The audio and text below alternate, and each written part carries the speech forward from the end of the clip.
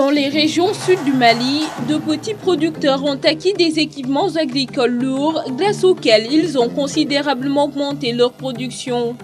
L'initiative, soutenue financièrement par la Banque ouest africaine de développement via Kafo-Diguineo, est en passe de transformer le visage de l'agriculture malienne. La filière fruits et légumes regorge d'énormes potentialités de croissance. Pour permettre un meilleur développement de la chaîne autour de ce secteur, le gouvernement sénégalais a décidé de soutenir la structuration du cluster de Pout autour de la production et la commercialisation des fruits et légumes.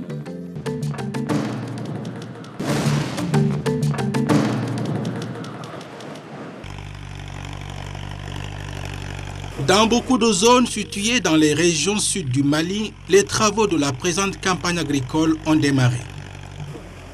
À Farakala, une commune de la région de Sikasso, Zanon Sanogo fait partie des producteurs qui peuvent espérer une bonne campagne agricole. Dans son périmètre, il a presque fini de labourer son champ. Ce, dès la tombée des premières pluies de la saison avec son tracteur, qui lui permet de gagner du temps par rapport aux autres producteurs. Avant ce tracteur, la grande difficulté que j'avais, c'était la période très courte du labour. Dès que la première pluie tombe, les bœufs de charrue sont généralement maigres. Il faut attendre qu'il y ait suffisamment de pâturage pour mieux les utiliser dans le labour.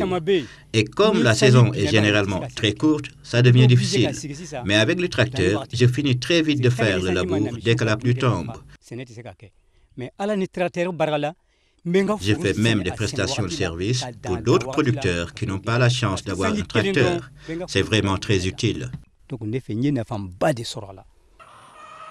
À Bougouni, une ville située à 170 km au sud-est de Bamako, Sarata Berté est en passe d'être la reine du poulet. Ancienne employée de la Poste, elle est devenue une grande avicultrice après sa retraite. Avec sa ferme avicole, elle fait aujourd'hui un chiffre d'affaires de plus d'1 600 000 francs CFA par mois. Quand j'ai décidé de faire ça, je n'avais pas les moyens. Et mon beau-fils m'a aidé pour faire cette construction, puis j'ai commencé. Après, j'ai eu beaucoup d'ambition, je voulais augmenter. Donc, on a décidé de prendre crédit à Kafo-Diguineo. On leur a expliqué le problème, ils ont été d'accord. Mais ils avaient dit qu'au début, comme c'est la première fois, ils vont donner 3 millions. Bon, 3 millions, je ne pouvais pas construire, couiller les poussins et puis les nourrir. Donc on a insisté et puis ils ont accordé 10 millions. C'est avec ça qu'on a fait la construction et puis on a payé les poussins. Je peux faire plus. Parce que en plus des pondeuses, je veux faire les poulets de chair aussi. Sarata Berté et Zanon Sanogo ont quelque chose en commun. Les deux ont pu monter et développer leur projet grâce au financement qui leur a été octroyé par Kafo-Diguineo, une institution de microfinance basée à Bamako. En obtenant un crédit de 9 millions de francs CFA, Zanon Sanogo a pu acquérir un tracteur. Et en 2 ans, il est devenu l'un des plus grands producteurs agricoles de la région. Avant le tracteur, ma récolte ne couvrait que 5 ou 7 mois de l'année. Avec l'acquisition de ce tracteur, j'ai pu accroître la superficie cultivée de plus de 15 hectares. Et l'année dernière, j'ai eu plus de 25 tonnes de céréales de surplus. J'ai fait aussi 13 tonnes de coton et 9 tonnes 500 de pois sucrés. Tout cela n'a fait qu'accroître mes revenus. Même après les récoltes, j'utilise le tracteur pour transporter les produits agricoles vers les marchés. Dans les régions méridionales du Mali, de nombreux producteurs ont acquis des équipements agricoles à travers la ligne de financement que la BOAD, la Banque ouest africaine de développement, a octroyée à Kafo-Diguineo. Entré en vigueur en décembre 2010, ce prêt qui vise les refinancements de projets d'investissement productif agricole a été mené avec succès durant les campagnes agricoles suivantes. Pour ce premier financement dont on a bénéficié auprès de la BOAD, on a octroyé à peu près plus de 100 tracteurs. Le nombre de tracteurs s'est élevé à peu près à 137.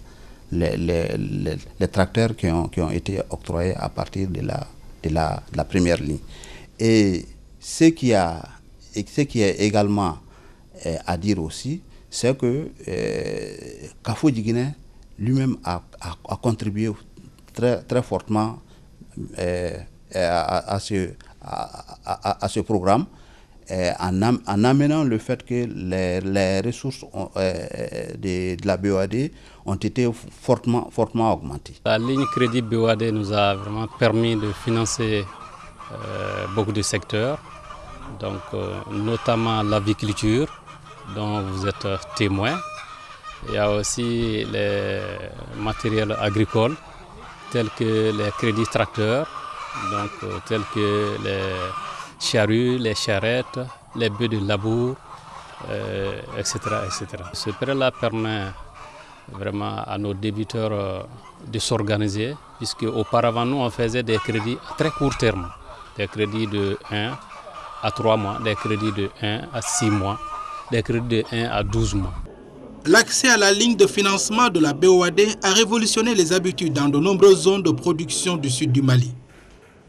Pour une fois, les petits agriculteurs, souvent laissés à marge par les institutions bancaires et de crédit, ont pu obtenir des financements conséquents remboursables sur des délais pouvant aller jusqu'à 5 ans.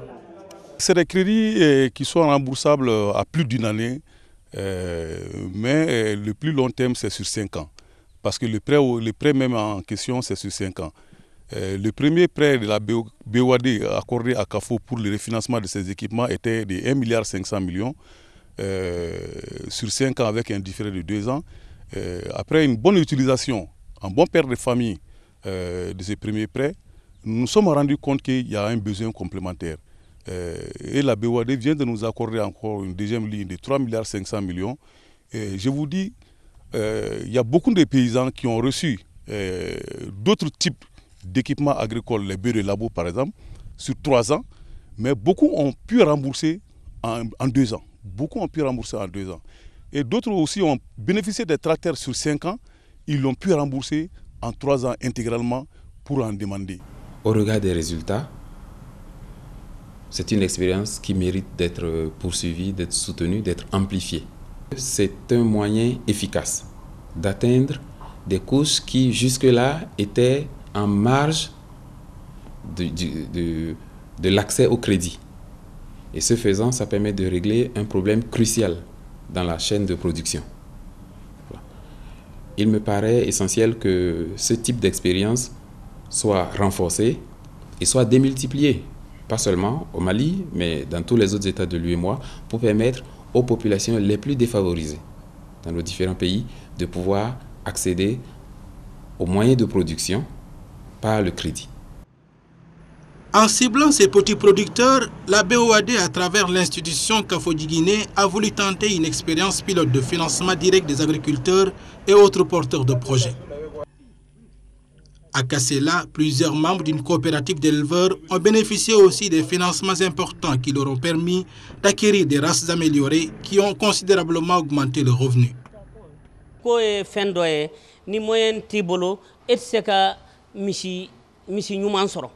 Depuis que Kafo-Djiguiné est au village, j'ai l'habitude de prendre du crédit. Le dernier crédit que j'ai contracté et que j'ai remboursé a été sur la ligne BOAD. J'ai pris 1,5 million de francs CFA pour renforcer mon élevage. Comme nous avons pour vocation de produire du lait, il fallait avoir des races améliorées. Si tu n'as pas les moyens, quelle que soit ta capacité, tu as besoin d'améliorer ton élevage pour s'en sortir. Et cet argent, je l'ai utilisé pour renforcer mon élevage en race et en aliments.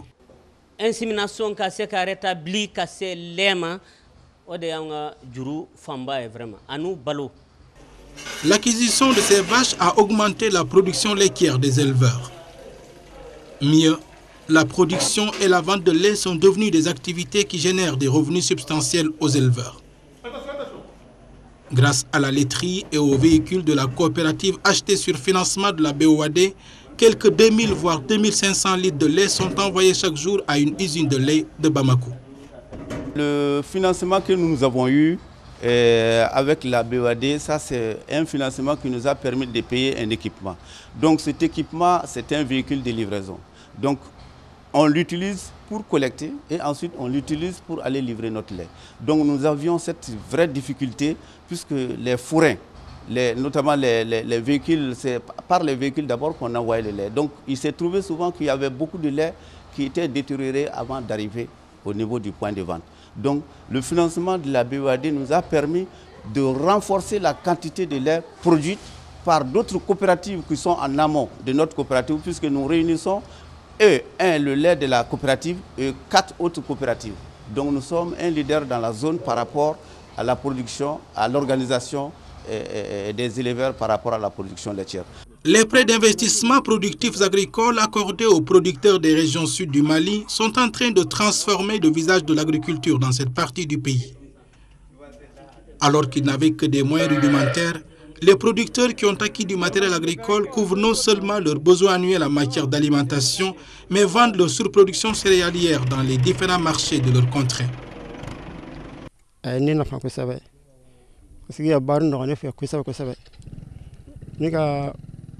L'acquisition du tracteur a considérablement changé ma vie.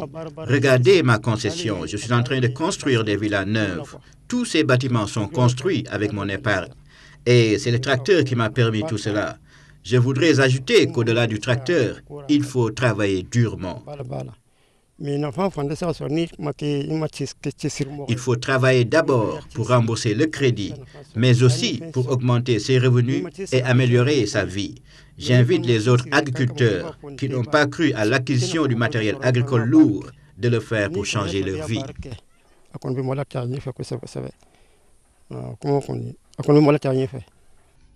Les bénéficiaires du fonds que la BOAD a accordé à Kafodji-Guinée sont essentiellement des petits producteurs. En ciblant cette catégorie, la BOAD et Kafodji-Guinée ont posé un acte important en matière de sécurité alimentaire au Mali. Signe que quelque chose bouge dans ces régions à Kassela, l'encours des crédits octroyés aux producteurs par la Caisse a atteint les 100 millions de francs CFA. Les dépôts avoisinent aussi le même montant. Nous avons ciblé surtout les exploitations agricoles familiales. Les exploitations agricoles familiales qui sont aujourd'hui plus de 70% de la population. Plus de 70% de la population, mais qui vivent en grande partie dans la précarité sans ces équipements. Donc ce choix n'est pas fortuit. Ce choix est une orientation stratégique, est une orientation, je peux dire, naturelle de Kafodji-Guinée parce que 60% des activités aussi de Kafodji-Guinée sont dans le milieu agricole, singulièrement dans le Mali Sud. L'accès aux semences, aux intrants, aux crédits, aux équipements agricoles sont des paramètres indispensables avec la maîtrise de l'eau pour une agriculture de développement.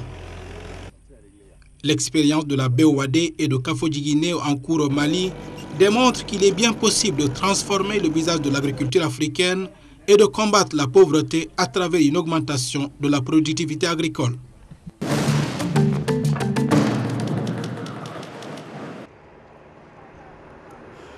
Pout, une petite localité située à l'est de Dakar, est une zone de production et de vente par excellence de fruits et légumes au Sénégal. Pour preuve, le commerce de ces produits est la principale activité de nombreuses femmes de ce village. Elles sont plus de 600 à proposer tous les jours leurs marchandises aux usagers de la route qui relie Thiès, deuxième ville du pays, à Dakar, la capitale. Mais pour toutes ces femmes, les conditions de travail sont loin d'être idéales, à cause de l'absence d'une unité de transformation de fruits qui réduirait les cas de mévente auxquels les femmes sont souvent confrontées. On a des problèmes surtout sur la transformation, sur le volet transformation. Nous sommes confrontés à une perte énorme durant la surproduction. Et là, s'il y a la période des manques, il y a beaucoup de pertes. Et on voudrait avoir ce centre fonctionnel pour qu'on puisse régler ce problème. On attend une unité de transformation pour qu'on puisse exporter un produit de qualité, comme en Europe. Parce que vous voyez, on voit dans le marché des jus de mangue, alors que la bonne mangue se produit ici à Pout. Et Pout n'arrive pas à produire des jus de qualité. Pourquoi? Malgré les énormes potentialités dont dispose la localité, les acteurs qui évoluent dans la production et la commercialisation des fruits et légumes n'arrivent pas à tirer leur épingle du jeu. La faute à un problème d'organisation de la filière où il est fréquent de voir tout le monde faire tout à la fois et en même temps. La principale contrainte pour l'agriculture en général du Sénégal et pour l'horticulture aussi particulièrement, c'est que nous ne partons pas du marché pour aller produire. Nous produisons et puis nous cherchons le marché. Je pense que c'est cela le principal problème. L'autre problème, c'est que, comme vous avez vu dans la présentation du cluster, nous ne nous fixons pas trop sur des terroirs, en identifiant des terroirs à des produits. Et dans le monde, c'est ça qui est en train de se faire. On ne peut pas faire tout. Si vous allez en Europe, si vous allez même au Maroc, si vous allez au Moyen-Orient, partout, les gens ils se spécialisent dans des produits et pour des marchés donnés. Je pense qu'aussi longtemps que nous ne nous organisons pas pour aller du marché vers la production et agir en chaîne de valeur, c'est-à-dire contractualiser les productions, nous allons avoir des problèmes. Je pense que tout le problème est là. Cependant, ce manque de structuration des acteurs de la grave fruits et légumes de Pout est en passe d'être une vieille histoire. En effet, depuis 3 ans, le gouvernement sénégalais, à travers la SCA, la stratégie de croissance accélérée, a entrepris d'organiser la filière. L'objectif des responsables de ce programme gouvernemental est de créer un cluster autour de la chaîne de valeur de la grave fruits et légumes. Il y a un réseau d'acteurs, un réseau d'entreprises, de producteurs, de champions et qui avaient la volonté de se fédérer, de se structurer autour d'une organisation professionnelle forte. Donc tout ça nous a amené à choisir le cas de Pout pour en servir de laboratoire. Et ce laboratoire, aujourd'hui, il est l'un des clusters les plus avancés. Et ce que je dois dire aussi, c'est que nous avons aussi surfé sur le fait que il y a pas loin d'ici, parce que le cluster, c'est aussi la mise en réseau avec la recherche, le monde universitaire, le monde académique. Alors, la chance que nous avons eue, c'est qu'il y a le lycée technique de Thiès, il y a l'université de Thiès, il y a l'école nationale supérieure d'agronomie. Donc tout ça constitue un terreau favorable pour le développement véritablement d'un cluster. Cette volonté gouvernementale est positivement accueillie par les organisations interprofessionnelles qui s'activent dans cette zone. Pour les différents responsables de ces structures, une meilleure organisation permettrait à tous les acteurs qui interviennent d'en tirer les dividendes tout en se limitant à un domaine de compétences précis. Aujourd'hui, le producteur, c'est lui, après la production, qui va chercher le marché. Il lui arrive même d'aller jusqu'au détail pour trouver des prix, courir derrière les prix. Alors que s'il est bien informé, avec l'animation qui se fait au niveau du cluster, il se rendra compte qu'il faut mieux travailler sur la productivité, avoir de bons rendements, se fixer sur des marges acceptables, gagner son marché avant de produire et retourner à sa terre.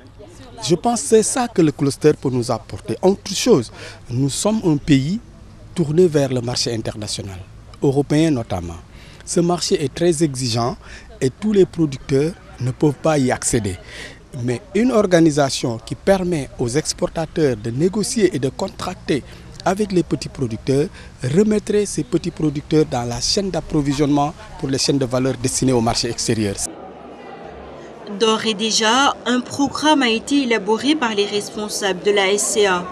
Il devrait permettre la réalisation de 3 projets considérés comme indispensables au développement du cluster de Pout. Il y a eu un plan de développement stratégique pour corriger, donner des réponses, des solutions à la problématique.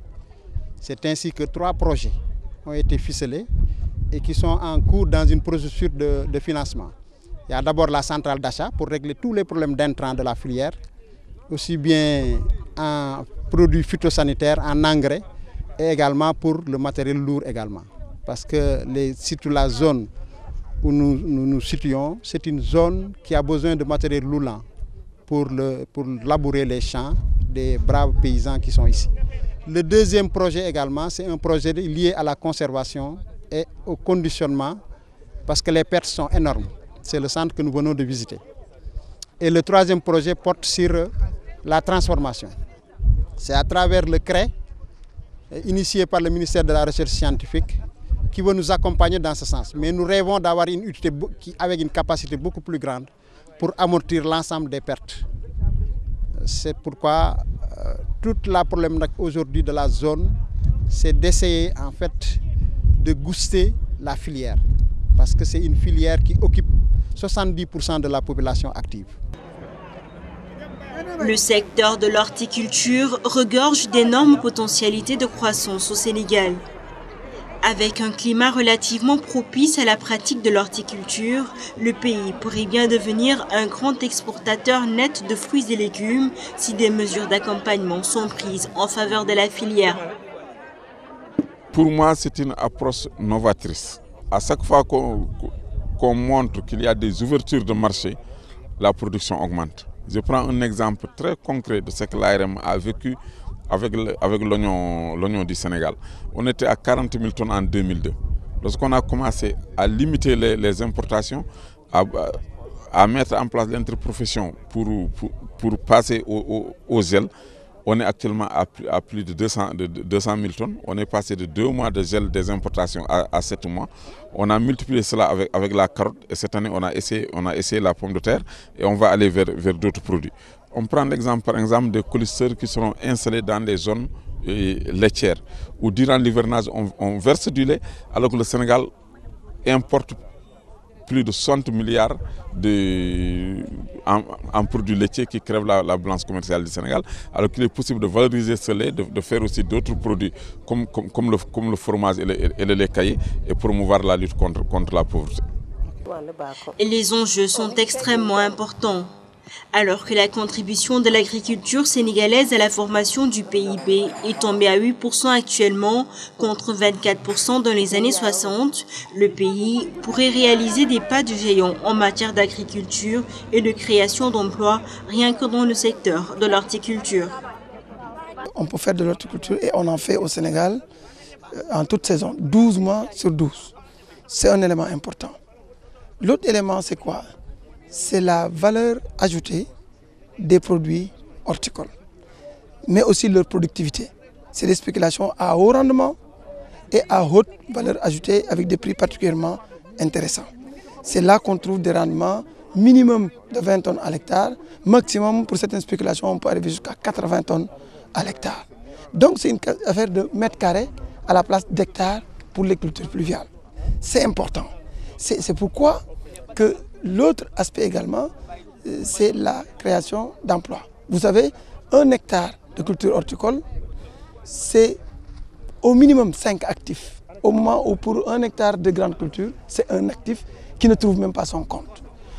Ce n'est pas fini. J'ai parlé de la création d'emplois, j'ai parlé de l'export. Vous savez, on a un problème pour équilibrer notre balance commerciale. Et pour ça, il faut exporter. Dans l'agriculture, quels sont les produits qu'on exporte au Sénégal? C'est les productions horticoles. La volonté du gouvernement sénégalais est de bâtir à l'échelle du territoire national des clusters sur la base des potentialités et des avantages comparatifs de chaque terroir. Depuis le lancement de ce programme, une dizaine de clusters est déjà en cours de réalisation ou en gestation. Nous avons à peu près une dizaine de clusters répartis sur l'ensemble du territoire national dans différents secteurs d'activité économique. Nous en avons à Diofior dans le lait, nous avons à Kédougou dans le karité, nous en avons à Dakar autour de l'industrie culturelle avec les femmes entrepreneurs culturels, nous en avons dans la Médina à Dakar autour de la cordonnerie avec les jeunes cordonniers, nous en avons à Saint-Louis, nous en avons à Dakar dans le domaine des TIC. Donc pour dire un peu que l'approche cluster est adaptable à l'ensemble des secteurs de la vie économique d'un pays. Lors d'une visite effectuée récemment à Pout, le représentant de la délégation de l'Union européenne a vivement encouragé cette initiative. Il a indiqué que ce projet pourrait trouver des ressources financières pour son développement auprès des différents fonds existants dans le cadre de la coopération entre l'Union européenne et les pays africains. Nous sommes en train d'instruire différents programmes dans le cadre du 11e Fonds européen de développement Un premier programme sera financé sur le programme indicatif national et vise notamment à renforcer la sécurité alimentaire et la nutrition. Donc dans ce cadre-là, utiliser ce type d'approche pour permettre de l'innovation, peut-être de produire de meilleures semences, peut-être d'innover dans les techniques culturales, de permettre un meilleur conditionnement des produits, de permettre de les transformer pour augmenter les revenus des producteurs, pourrait tout à fait être financé dans le cadre de ce projet-là. La dynamique en cours à Pout est porteuse d'espoir et de progrès. Depuis le début de la structuration de la filière fruits et légumes, des effets positifs ont été enregistrés. En 10 ans, par exemple, les exportations du Sénégal de produits horticoles ont bondi, atteignant 68 000 tonnes en 2013 contre 9 000 tonnes en 2000. C'est la preuve que le secteur a d'énormes potentialités de croissance dont le développement pourrait tirer l'économie sénégalaise vers le haut.